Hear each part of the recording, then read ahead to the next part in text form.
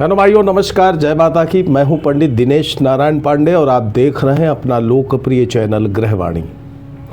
आप सभी का हार्दिक अभिनंदन करता हूं, स्वागत करता हूं, आभार व्यक्त करता हूं कि अपना कीमती समय निकाल करके आप मेरे सामने हैं। मेरे भाइयों, राहु 2025 की श्रृंखला में आज का वीडियो वृश्चिक राशि लग्न वालों के लिए है।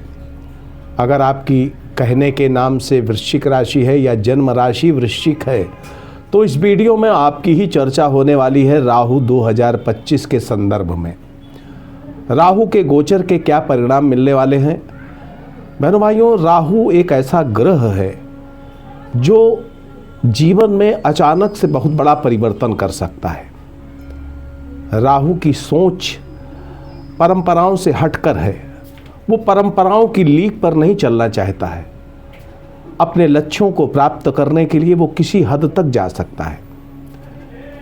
राहु की सोच हमारे जीवन को एकदम परिवर्तित कर देती है। महापरिवर्तन का संकेत देता है राहु। बहनों भाइयों, 30 अक्टूबर 2023 से राहु देवता मीन राशि में गोचर कर रहे हैं आपकी लग्न राशि से पंचम भाव में, और 18 मई तक यहीं पर गोचर करेंगे। 18 मई के बाद एक घर पीछे चले जाएंगे, यानी चतुर्थ भाव में जो शनि की मूल त्रिकोण राशि है वहां पर गोचर करेंगे। तो राहु की गोचरी व्यवस्थाएं इस वर्ष ऐसी ही रहने वाली हैं। अब इनके परिणाम क्या मिलेंगे, तो सबसे पहले बात कर लेता हूं 18 मई 2025 तक की अवधि में, जब राहु देवता मीन राशि में गोचर करेंगे आपके पंचम भाव में। तो राहु देवता का आगमन ताम्रपाद से हुआ था अक्टूबर 2023 में। ताम्रपाद से राहु देवता का आगमन आपकी राशि से पंचम भाव में हुआ था। ताम्रपाद से जो आगमन होता है वो प्रायः शुभप्रद रहता है। आर्थिक दृष्टिकोण से, कैरियर की दृष्टिकोण से, आपकी नौकरी और व्यापार की दृष्टिकोण से, आपकी धार्मिक आध्यात्मिक सक्रियता की दृष्टिकोण से, सब कहीं से ये अच्छे परिणाम देता है जब ताम्रपाद से राहु देवता का आगमन होता है। और यहीं पर पंचम भाव में इनका आगमन हुआ था। बहनों भाइयों, टेक्निकल और बौद्धिक क्षमताओं में वृद्धि करने वाला होता है ये राहु। क्रिएटिविटी आपकी बढ़ाने वाला होता है। धार्मिक क्षेत्र, सामाजिक क्षेत्र और सोशल कनेक्टिविटी के क्षेत्र में आप अच्छा काम कर पाते हैं। इन क्षेत्रों में आपकी क्रियाशीलता बढ़ जाती है। अब बहनों भाइयों, ज्योतिष ग्रंथों के अनुसार पंचम भाव में राहु का गोचर अच्छा नहीं माना जाता, क्योंकि पंचम भाव आपकी सोच का होता है, आपकी बुद्धि का होता है, और वहाँ पर राहु का गोचर आपके मानसिक व्यवस्थाओं में थोड़ा सा उथल पुथल मचाता है, मानसिक अशांति देता है। लेकिन यहाँ स्थिति थोड़ा डिफरेंट रही है, क्योंकि जो पंचम भाव का स्वामी गुरु हैं आपके, वो सप्तम भाव में वृषभ राशि में गोचर कर रहे थे राहु से तात्कालिक मैत्री बना करके। पंचमेश जब भी सप्तम भाव में बैठता है तो बौद्धिक क्षमता में वृद्धि होती है, टेक्निकलिटी बढ़ती है, आपके अंदर कूटनीति बढ़ती है, तर्क शक्ति बढ़ती है, कई चीज़ें अच्छी आती हैं। तो यहाँ पर 3/11 का जो संबंध बना करके देवगुरु बृहस्पति से राहु गोचर कर रहे थे, तो परिणाम इनके जो मिले हैं वो विशेष रूप से परिणाम अच्छे मिले मई 2024 से, जब देवगुरु बृहस्पति आपके सप्तम भाव में गोचर किए हैं और राहु आपके पंचम भाव में गोचर करे थे। तो इसका परिणाम क्या मिला, कई लोगों को इसी अवधि में, यानी अक्टूबर 2023 के बाद से आज तक की अवधि में, और अभी 18 मई तक ऐसा ही रहने वाला है समय, तो बहुत लोगों को संतान सुख की प्राप्ति हुई होगी। आपको हुई हो तो कृपया कमेंट करके बताइएगा। कुछ लोगों को किसी विशेष कार्य की सफलता से आपको प्रशंसा मिली होगी। कोई विशेष कार्य आपका हो गया होगा जिससे आपकी प्रशंसा हुई होगी। कई लोगों का विवाह भी हुआ होगा इसी अवधि में। अगर आपका हुआ है, वृश्चिक राशि के हैं, आपका विवाह हुआ हो तो कमेंट करके बताइएगा। कई लोग इस अवधि में आत्मनिर्भर बने होंगे, यानी नौकरी मिली होगी या उन्होंने अपना कोई व्यवसाय बनाया होगा, व्यवसाय स्थापित किया होगा।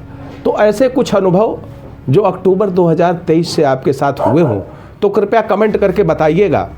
और अभी 18 मई तक यही स्थिति रहने वाली है, यानी ऐसी ही स्थिति चलती रहेगी। अच्छे परिणाम मिलते रहेंगे आपको, सकारात्मक परिणाम मिलेंगे जब तक गुरु और राहु का जो म्यूचुअल कनेक्शन है 3/11 का बना रहेगा तब तक। अब बहनों भाइयों, इस अवधि में कुछ लोगों को नकारात्मक परिणाम भी मिले होंगे, कमेंट करके वो भी बताएंगे। तो नकारात्मक परिणाम प्रायः उनको मिले होंगे जिनकी जन्म कुंडली में मीन राशि में राहु रहा हो, शनि रहा हो, या मंगल रहा हो, या बुध रहा हो, या शुक्र रहा हो, या सूर्य रहा हो। आपकी जन्म कुंडली में अगर मीन राशि में इन ग्रहों का तालमेल रहा होगा, इन ग्रहों की स्थिति रही होगी, और उसके ऊपर से जब राहु का गोचर होता है तो परेशानियां बहुत ज़्यादा बढ़ जाती हैं। तो आपकी जन्म कुंडली में मीन राशि में राहु रहे हों, शनि रहे हों, तो बहुत ही ज़्यादा पीड़ा आपको मिली होगी। मंगल रहे हों, बुध रहे हों, शुक्र रहे हों, या सूर्य रहे हों, तो भी आपको पीड़ा मिल सकती है। अच्छे परिणाम हो सकता है न मिले हों। लेकिन अगर आपकी जन्म कुंडली में मीन राशि में गुरु रहे होंगे या वृषभ राशि में गुरु रहे होंगे तो आपको अच्छे परिणाम ही मिलेंगे। यहाँ पर गुरु और राहु का तात्कालिक मैत्री संबंध अच्छे परिणाम देने के लिए तैयार है। तो जैसा अनुभव हुआ हो कृपया कमेंट करके बताइएगा। 18 मई तक अभी ऐसी ही स्थिति रहने वाली है। हाँ, राहु बहनों भाइयों उच्च शिक्षा में बाधक बनता है, उच्च शिक्षा में बाधक बनता है, पर बुद्धि चातुर्य आपका बढ़ता है, कूटनीति बढ़ती है आपके अंदर की, कई टेक्निकल योग्यताएं आपके अंदर विकसित हो जाती हैं। अब टेक्निकल फील्ड से आप जुड़े रहे हों तो अच्छे लाभ आपको मिले होंगे। व्यापार व्यवसाय में सफलता जरूर मिलती है इस अवधि में। तो 18 मई तक कमोबेश यही स्थितियां आपके साथ रहने वाली हैं। राहु आपकी जन्म कुंडली में अच्छी स्थिति में नहीं है, तभी आपको 18 मई तक अच्छे परिणाम नहीं मिलेंगे, और अगर राहु अच्छी स्थिति में है तो बेहतर परिणाम मिलेंगे। 18 मई 2025 से लेकर के वर्षांत तक की स्थितियों में देखें तो बहनों भाइयों, यहाँ पर 18 मई 2025 के बाद राहु का आगमन कुंभ राशि में आपकी राशि लग्न से चतुर्थ भाव में हो रहा है, ताम्रपाद से हो रहा है। अब यहाँ पर ताम्रपाद से हो रहा है, ये एक सकारात्मक परिणाम है। वैसे बहनों भाइयों, चतुर्थ भाव में गोचर जो है ज्योतिष ग्रंथों के अनुसार अच्छा नहीं माना जाता है। चतुर्थ भाव आपके आत्मिक सुख का भाव होता है। यहाँ पर पाप ग्रह राहु की उपस्थिति कैसे अच्छे साबित हो सकती है? कभी नहीं अच्छी साबित हो सकती है। आपके परिवार कुटुंब का भाव होता है, वहाँ पाप ग्रह बैठ जाएगा राहु, तो अच्छा कहाँ रिजल्ट देगा। तो जीवन में कई बार अप्रत्याशित परिस्थितियां बनती हैं, प्रतिकूलता आपके जीवन में आती है जो बहुत कष्ट दे सकती है, लेकिन राहु का ताम्रपाद से आगमन इन कष्टों में कुछ कमी जरूर करेगा। वहीं पर शनि का राहु से द्वितीय भाव में गोचर भी कुछ राहत दे सकता है। चतुर्थ भाव का गोचर अच्छा नहीं है, लेकिन ये दो स्थितियां हैं जिनसे आपके कष्टों में कुछ कमी का आभास आपको हो सकता है। बहनों भाइयों, मानसिक अशांति हो सकती है आपको इस अवधि में, आत्मिक अशांति हो सकती है, बीच बीच में ऐसा अनुभव होता रहेगा। कुछ लोगों के अंदर वैराग्य का भाव आ सकता है, जीवन में अस्थिरता आ सकती है, आपके कार्य क्षेत्र में, आपके नौकरी में, आपके व्यापार में अस्थिरता आ सकती है। पारिवारिक झगड़ों से, पारिवारिक पैतृक संपत्ति से जुड़े मामलों में यहाँ पर मनमुटाव की स्थितियाँ पैदा हो सकती हैं, विरोध पैदा हो सकते हैं, झगड़े हो सकते हैं। इनसे मन आपका त्रस्त रह सकता है। हृदय से जुड़े हुए विकार, पेट से जुड़े हुए विकार कुछ लोगों को हो सकते हैं। अब चूंकि चतुर्थ भाव माता का भी होता है तो माता से जुड़ी हुई समस्याएं हो सकती हैं, माता का स्वास्थ्य खराब हो सकता है। इस तरह की स्थितियां 18 मई के बाद में होना संभव है। बहनों भाइयों, कुल मिलाकर के चतुर्थ भाव में राहु का गोचर अच्छा नहीं रिजल्ट देगा, लेकिन कुछ अच्छी संभावनाएं इस वजह से हो सकती हैं क्योंकि राहु से द्वितीय भाव में शनि का गोचर तात्कालिक मैत्री बना करके, और दूसरा राहु का ताम्रपाद से आगमन। तो कष्ट तो मिलेंगे, लेकिन कष्टों में कुछ राहत जरूर मिलती रहेगी। वहीं पर बहनों भाइयों, अगर देखें तो 18 मई के बाद राहु का परिणाम मिश्रित परिणाम है। राहु यहाँ मिश्रित परिणाम देने वाले हैं। 27 अक्टूबर 2025 के बाद आपको कुछ राहत महसूस होगी कष्टों में। अब बहनों भाइयों, राहु के दुष्प्रभाव से बचना बहुत जरूरी है। चतुर्थ भाव में राहु आपके मानसिक अशांति, आपकी आत्मिक अशांति, आपकी पारिवारिक का अशांति, आपके नौकरी व्यापार में अशांति, कई तरह की अशांति पैदा कर सकता है। तो अब राहु का उपाय क्या है और कैसे करना है, ये अगर आप समझ लेंगे तो राहु के दुष्प्रभाव से 99% आपका बचाव होगा। 99% की संभावना आपके बचाव की है।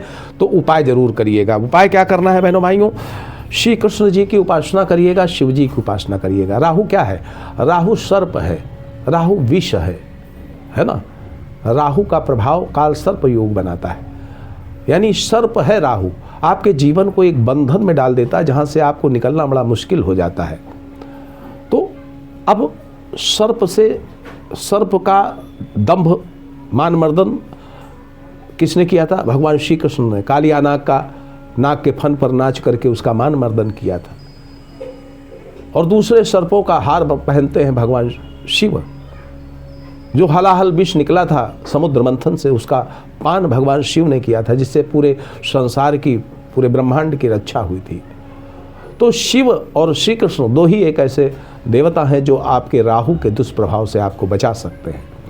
आपको तीर्थ स्थानों में भ्रमण करना चाहिए। तीर्थ स्थानों में खास तौर पर वृंदावन जैसे तीर्थों में जा कर के वहाँ पर आपको रहना चाहिए, वहाँ भ्रमण करना चाहिए। देव मंदिरों की आपको परिक्रमा करनी चाहिए। आप जहाँ भी रहते हैं, अगर वृंदावन नहीं जा पा रहे हैं या जहाँ भी आप रहते हैं वहाँ कोई ना कोई मंदिर होगा, वहाँ पर जा कर के मंदिर की परिक्रमा करना चालू कर दीजिए। तीर्थ स्थानों का भ्रमण करिए। इससे आपके राहु के दुष्प्रभाव आपको नहीं मिलेंगे और 99% नहीं मिलेंगे। ये मेरा अनुभव है। श्री कृष्णाय वासुदेवाय हरये परमात्मने प्रणतः क्लेशनाशाय गोविंदाय नमो नमः।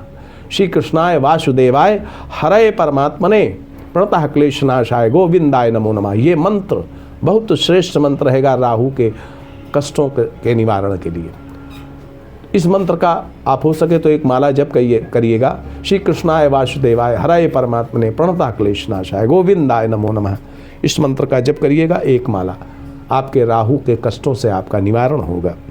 अब बहनों भाइयों, नक्षत्र के आधार पर देखें तो ये जो वृश्चिक राशि है इसमें 3 नक्षत्रों का इन्वॉल्वमेंट, विशाखा नक्षत्र, अनुराधा नक्षत्र और ज्येष्ठा नक्षत्र। तो सबसे पहले विशाखा नक्षत्र की बात कर लें तो 16 मार्च तक श्रेष्ठ है आर्थिक स्थितियों को लेकर के।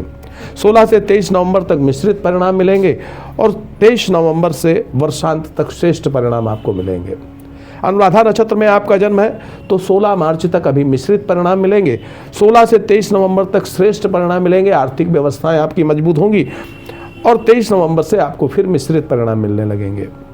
ज्येष्ठा नक्षत्र में जन्म है तो 16 मार्च तक अभी श्रेष्ठ परिणाम मिलेंगे, 16 से 23 नवंबर तक मिश्रित परिणाम मिलेंगे, यानी जीवन में उतार चढ़ाव रहेगा। 23 नवंबर से आपके जीवन में संघर्ष बढ़ सकते हैं। तो बहनों भाइयों, राहु के गोचर का जो महापरिवर्तन होने जा रहा है आपकी जीवन में, वो यही है कि इस वर्ष 18 मई के बाद राहु देवता आपके जीवन में कुछ अशांति पैदा कर सकते हैं और उन अशांति से बचने के लिए आपको तीर्थ स्थानों का भ्रमण करना चाहिए। परिक्रमा, देव स्थान की परिक्रमा करनी चाहिए। ये वर्ष आपके लिए मंगलमय हो, इसी शुभ कामना के साथ मैं पंडित दिनेश नारायण पांडे आपसे विदा लेता हूँ। प्रेम से बोलिए जय माता की।